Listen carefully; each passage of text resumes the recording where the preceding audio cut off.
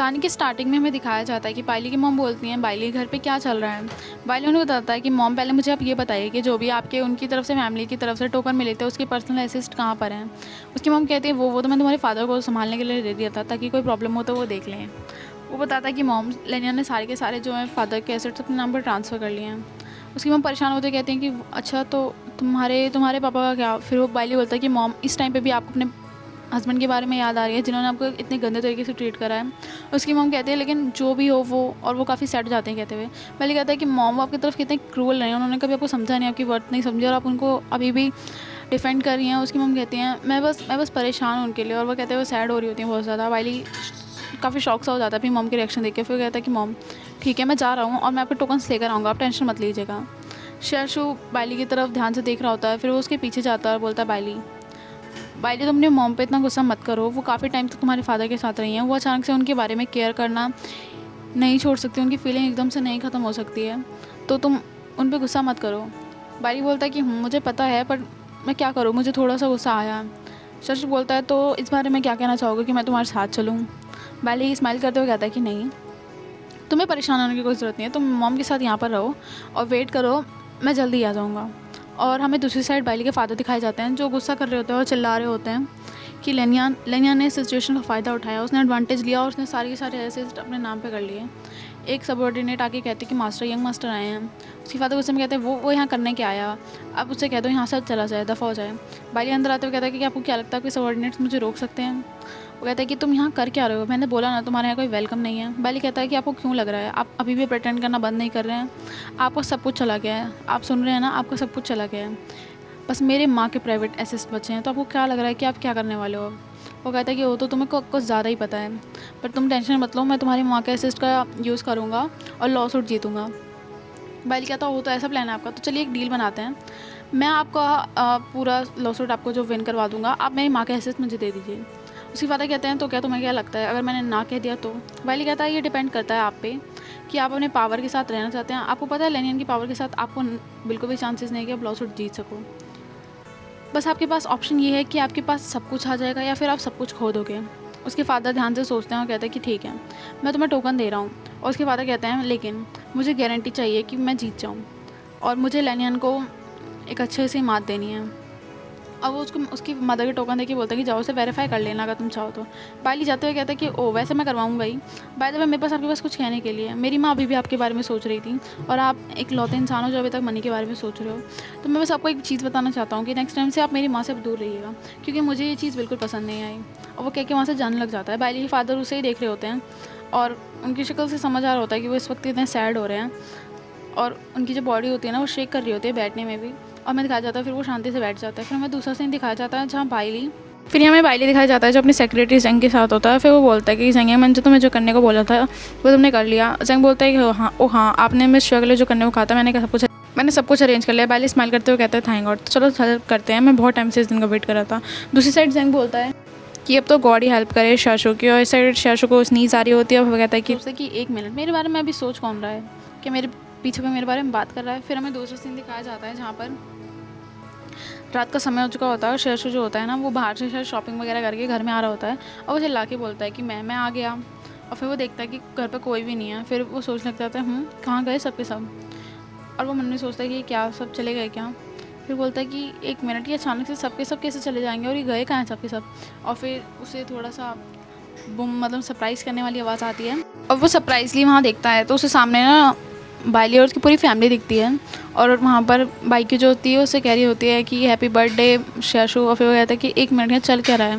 Red उसके पास दौड़ के आता कहता है कि ब्रदर। फिर बाइकी बताती है कि बाइली ने इस टाइम का बहुत पहले से प्लान कर रखा था और रेडिश जो है उसके पास आके बोलता है कि ब्रदर हैप्पी बर्थडे। और शेशु जो होता है उसके सर पे हाथ रख के कहता है थैंक यू रेडिश। और बाइली जो होता है वो केक लेके उसके पास आता है और कहता है कि ठीक है हैप्पी बर्थडे और तुम लो करो कैंडल्स को। और वो जब केक को देखता है ना तो केक तो बहुत प्यारा बनाया था भाई, उस पर लिखा हुआ था हैप्पी बर्थडे शेयरशु। फिर शेयरशु अपने बाइली के सारे मोमेंट्स याद कर रहा होता है कि कैसे वो दोनों मिले, कैसे धीरे धीरे करके उनकी क्लोजनेस बढ़ी, कैसे वो एक दूसरे को पसंद करने लग गए और ऐसे ही समथिंग लाइक वो सोच रहा होता है। और फिर हमें दिखाया जाता है कि शेयरशु ना काफ़ी हैप्पी फील कर रहा होता है क्योंकि शायद से ये उसका पहला बर्थडे हो जो किसी ने सेलिब्रेट किया हो। फिर वो रोने लग जाता है। तो बाइली बोलता है कि क्या हुआ, आखिर तुम रो क्यों रहे हो? वो कहता है कि नहीं, बस मैं तो क्या सोच रहा था कि विश क्या मांगूँ। फिर वो कहता है ठीक है। वो कहता है रेडिश चलो यहाँ आओ, हम दोनों ही ब्लो करते हैं कैंडल को। और रेडिश और शेरशु है ना कैंडल को ब्लो करने लग जाते हैं। फिर वो कहते हैं ठीक है, तो अब आएगा, बाई को कहती है ठीक है, तो अब आएगा मेरा फेवरेट काम करना, यानी कि हम गिफ्ट देंगे और शेरशु से खोलेगा। ये सबसे मस्त पार्ट होता है। फिर वो सब अपने गिफ्ट देने लग जाते हैं, सब अपने देते हैं, रेडिश भी अपना गिफ्ट देता है। फिर शेरशु जो होता है वो सबकी गिफ्ट्स खोलने लग जाता है। और फिर उसके बाद बाई क्यों कहती है तो फाइनली अब बाइली देगा शेरशु को गिफ्ट। और शेरशु भी अपनी चमकती निगाहों से उसे देख रहा होता है, आशा वही कि कुछ तो बढ़िया देना चाहिए ना। और फिर हमें दिखाया जाता है बाइली ने शेरशु को उसकी जैसी एक डॉल बनाई थी और वो उसे गिफ्ट कर रहा होता है। जैसे बाई क्यों देखती है बाइली का गिफ्ट, वो बहुत ज़्यादा हंसने लग जाती है, क्योंकि उसे एक्सेप्टेड नहीं था कि उसका भाई ऐसी भी चीज़ें कर सकता है। बाइली शर्माते हुए कहता है कि हे हंसना बंद करो, मुझे बहुत अजीब लग रहा है। और शेरशु उस गिफ्ट को काफ़ी प्यार से देखने लग जाता है। बाइली अपने सर पे हाथ रख के बोलता है कि ठीक है, तुम्हें भी हंसना है तो हंस सकते हो। लेकिन फिर वो बोलता है कि शेरशु कि क्या ये आपने खुद से बनाया है? बाइली थोड़ा झिझकते बोलता है मैंने बनाया है, मैंने बना बहुत पहले लिया था, मैं तुम्हें दे नहीं पाया। शेरशु बोलता है थैंक यू सो मच बाइली, मुझे ना बहुत पसंद आया गिफ्ट, मतलब मैं ना इसकी बहुत ज़्यादा इसे अच्छे से रखने वाला हूँ। और बाइली भी ये सुन के शेरशु को देखने लग जाता है। फिर हमें रात का सीन दिखाया जाता है जहाँ पर वो डॉल वहीं पड़ी होती है और बाइकी बोल रही होती है रेडिश कि चलो अब लेट हो गया, आज हमें चलना चाहिए यहाँ से। वो बोलते हैं कि आज के लिए ना अकेला छोड़ दो। रेडिश होता है वो रोए जा रहा होता है। फिर शेरशु बोलता है कि हम तुम्हें लेने आ जाएंगे। फिर वो बोलता है जेंग भी बोलता है कि बॉस अब मेरे को घर जाना चाहिए, ज़्यादा लेट हो गया। फिर वो कहता है श्योर ठीक है, चलो तब चले जाओ, यहाँ जाओ तुम सब यहाँ से, और तुम सब ध्यान से घर जाना। फिर मैं दिखाया जाता है कि वो सबके सब यहाँ से चले जाते हैं और आज तो रेडिश भी चला गया है। फिर हमें दिखाया जाता है कि वो दोनों अभी अकेले होते हैं। शेरशु काफ़ी सैड सा हो रहा होता है क्योंकि रेडिश चला गया होता है। फिर वो कहता है कि ऑल राइट एवरीवन, मतलब सब लोग यहाँ से जा चुके हैं, तो अब तुम्हें कुछ करना है, मतलब रेडिश कल आ जाएगा हमें देखने के लिए, तो तुम ज़्यादा परेशान नहीं होना चाहिए। फिर वो कहता है बस यहाँ पर रेडिश नहीं है, इस वजह से मुझे बुरा लग रहा है। फिर वो कहते हैं चलो ठीक है अब अंदर चलते हैं। फिर बाई बोलता है बाय द वे मुझे ये बताना कि तुम क्या विश मांग रहे थे इतनी देर से। फिर वो बोलता है कि मैं विश, वो तो मैंने ऐसे ही मांगा था, वो मेरी विश है। और फिर वो बाइली के फॉरहेड पे किस कर देता है। फिर हमें रात का सीन दिखाया जाता है। फिर हमें एक पार्टी का सीन दिखाया जाता है जहाँ पे एक ब्यूटीफुल सा लड़का डांस कर रहा होता है और उसके आगे सब पार्टी कर रहे होते हैं, मतलब लाइक डांस वांस कर रहे होते हैं। फिर हमें पता चलता है ब्यूटीफुल सा लड़का हमारा जेंग है, मतलब सेक्रेटरी शू हैं। फिर हमें से बोलता है क्या तुम्हारे बॉस तुम्हें काफ़ी ज़्यादा प्रॉब्लम देते हैं, मतलब क्या वो काफ़ी ज़्यादा परेशान करते हैं। और जेंग सोचने लग जाता है कि वो इनफैक्ट मैं क्या ही बोलूँ, कुछ ज़्यादा ही स्ट्रेसफुल है। मतलब वो बता रहा होता है कैसे वो दोनों चिपके रहते हैं उसके बॉस वो वही इमेजिन कर रहा होता है। फिर हमें दूसरी साइड एक और लड़का दिखाया जाता है जो जेंग को देख के स्माइल कर रहा होता है। फिर हमें जेंग बोलता है कि मुझे ना ब्रेक लेना है तो मैं अभी चलता हूँ यहाँ से। और वो जाने लगता है। फिर एकदम से उसे सडनली रियलाइज़ होता है कि उसका जो नेकलेस है वो उसके गले में भी नहीं है और वो कहाँ पर कहीं वो उसे गिरा के तो नहीं आ गया। पीछे से वो लड़का बोलता है कि हे हैंडसम, क्या तुमने इसे गिरा दिया है? और शू पीछे मुड़ के बोलता है हम कौन हो? और एकदम से वो लड़का उसके काफ़ी क्लोज आ जाता है और उसे वॉल के आगे स्पिन करके उसके पास आ जाता है। और इनफैक्ट वो उसके नेकलेस जो है उसके गले में डाल भी रहा होता है। कहता है कि क्या ये तुम्हारा नेकलेस है ना? मैंने सही बोला ना? तो फिर मैंने तुम्हारे गले में डाल दिया। फिर बोलता है एक मिनट, तुम करना क्या चाहते हो? क्या तुम मुझे फ्लर्ट करने की ट्राई कर रहे हो? अब लड़का कहता है कि क्यों नहीं कर सकता और उसके कमरे पे हाथ रख लेता है। अब कहता है कि अगर मैंने हाँ कर दिया, मतलब कि हाँ मैं करना चाहता हूँ तो क्या? और वो उसके बहुत क्लोज आ गया होता है और उसकी चेन को पकड़ भी लेता है। फिर वो कहता है कि ठीक है, तो मुझे लगता है कि तुम थोड़ा डिसअपॉइंट हो जाओगे। और वो कहते हुए उसका हाथ हटा देता है। फिर वो कहता है कि इतना आसान भी नहीं है ईज़िली मुझे मूव कर पाना। और वो स्माइल करते हुए उसे बाय करते हुए जाने लग जाता है। और फिर वो लड़का कहता है कि ओ, तो मुझे लगता है कि फिर तो ये काफ़ी ज़्यादा ज़रूरी हो गया है, करना ही पड़ेगा मुझे। आप एक्चुअली असिस्टेंट तो सीईओ, मतलब सीईओ के वाइट वुल्फ ग्रुप के, है ना मिस्टर शू? फिर वो एकदम से कहता है कि हे तुम हो कौन और तुम जानते कैसे हो मुझे? फिर वो कहता है कि ठीक है, तो अब मैं बाद में मिलता हूँ। और फिर वो उसे जो है अपना हैंकरचीफ दिखाता है और उसे पकड़ के लेकर चला जाता है और कहता है कि ठीक है, तो हम बाद में मिलते हैं। फिर हमें नेक्स्ट डे का दिखाया जाता है हमारे वेयरवुल्फ ग्रुप का सीन, जहाँ पर जेंग जो होता है बिल्कुल सेक्रेटरी फॉर्म में आ चुका होता है वापस। तो फिर उसके पास कोई लड़की इन्फॉर्मेशन लाती है और कहती है कि हमारे पास एक नया आया है एक्टर और वो काफ़ी, क्या आप उसकी इन्फॉर्मेशन जानना चाहते हैं? शेयर सेक्रेटरी जेंग बोलते हैं कि हाँ मुझे उसका नेम बताओ और कौन सी स्पीशीज़ है और उसका अदर डाटा। वो लड़की बोलती है कि वो वेयरवुल्फ ही है और उसका नाम लुआन शू है और बाकी सब लोग उसे अच्छा बोलते हैं और उसका डाटा यही है। और फिर हमें दिखाया जाता है कि वो कहती है कि देखिए वो आपके पीछे ही जस्ट आ रहे हैं। फिर शेयर जैसे ही पीछे मुड़ के देखता है वो कहता है कि एक मिनट, क्या क्या ये वही है?